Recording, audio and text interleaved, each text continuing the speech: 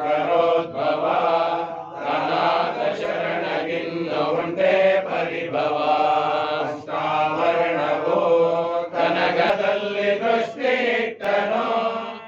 ತುಮಕೂರಿನಲ್ಲಿ ಇಂದು ಭಕ್ತಿಯ ಅಲೆ, ಭಾವನೆಯ ಹೊಳೆ.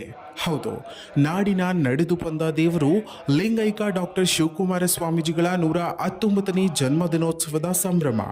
ಸಿದ್ಧಗಂಗಾ ಮಠದಲ್ಲಿ ಶಿವಕುಮಾರ ಶಿವಯೋಗಿಗಳ ಪುತ್ಥಳಿ ಉತ್ಸವ ಅದ್ದೂರಿಯಾಗಿ ಜರುಗಿದ್ದು ಭಕ್ತರ ಜಯಘೋಷದಿಂದ ಕ್ಷೇತ್ರ ಗುಂಜಿತು.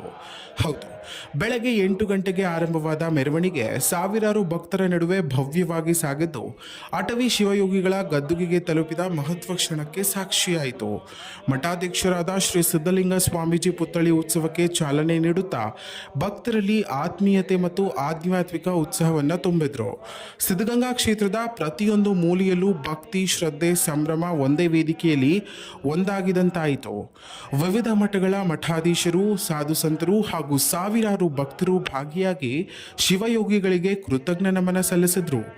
ತುಮಕೂರು ಇಂದು ಕೇವಲ ಒಂದು ನಗರವಲ್ಲ, ಅದು ಭಕ್ತಿಯ ಮಹಾಕುಂಭವಾಗಿ ರೂಪಾಂತರಗೊಂಡಿದೆ. ಪ್ರಕೃತಿಯನ್ನು ನಾನು ಮರೆಯುವುದೆಂದಿಗಿರತೋಳು